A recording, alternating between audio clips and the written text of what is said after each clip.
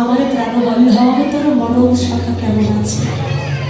হরিবল এই কথাটা শুনতে পেয়ে সুবল বলছে, ও রাধে ভালো নেই।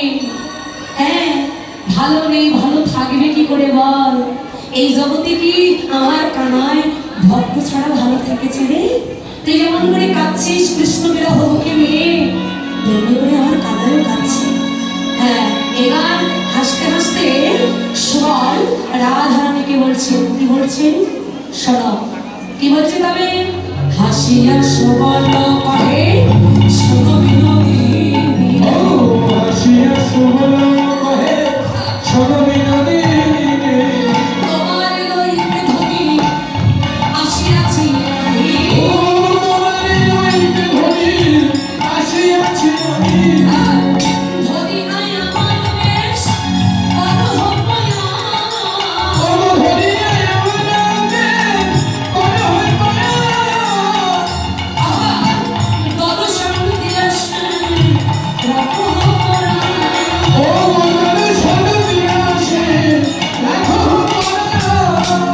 দেরি করো না, যদি দেরি করো, দেরি করে গেলে কিন্তু প্রাণ হারাবে।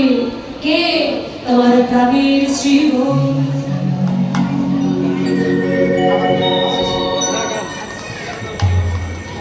হরিবল তাহলে রাধারানীকে কি বলছে সুবল? সুবল বলছে, রাধে আর চিন্তা করতে হবে না, এই দেখ আমি এসেছি। সুবল এসে দাঁড়িয়ে বলছেন, আমি এসেছি। রাধারানী বলছে, তুই এলেই আমার, তুই যে এসেছিস তাতে আমি কি করব? বলছে কেন, তুই সেই রাধাকুণ্ডের তীরে যাবি?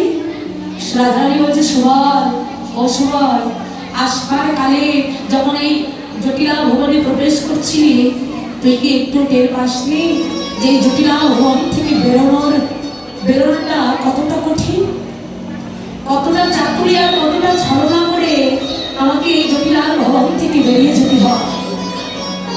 আশাটা যেমন সহজ, তেমনি করে জটিলার ভবন থেকে বেরিয়ে যাওয়াটা ততটা সহজ নয় রে। সহজে আমি থাকতে চিন্তা নাই কেন? আরে এই মুহূর্তে কি আসলো বলতো কেন তুই এলি?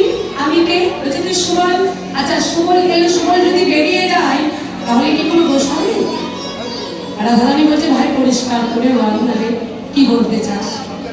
সুবল বলছে, শোন রাধে, সুবল এসেছে জটিলার ভবনে, আর জটিলার ভবন থেকে সুবল বেরিয়ে যাবে, তাহলে তো কোনো ঝামেলা না।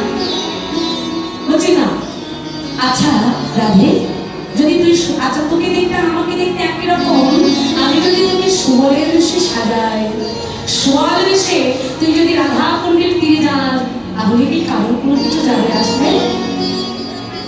বলছে, ভাই কথাটা তো মন দিয়ে এসেছিলি, তাই তো? সুবল বলছে, হ্যাঁ আমি সেই বুদ্ধি করেই তোর কাছে এসেছি। রাধে তুই আমার সামনে দাঁড়া, এক কাজ করি। কি কাজ?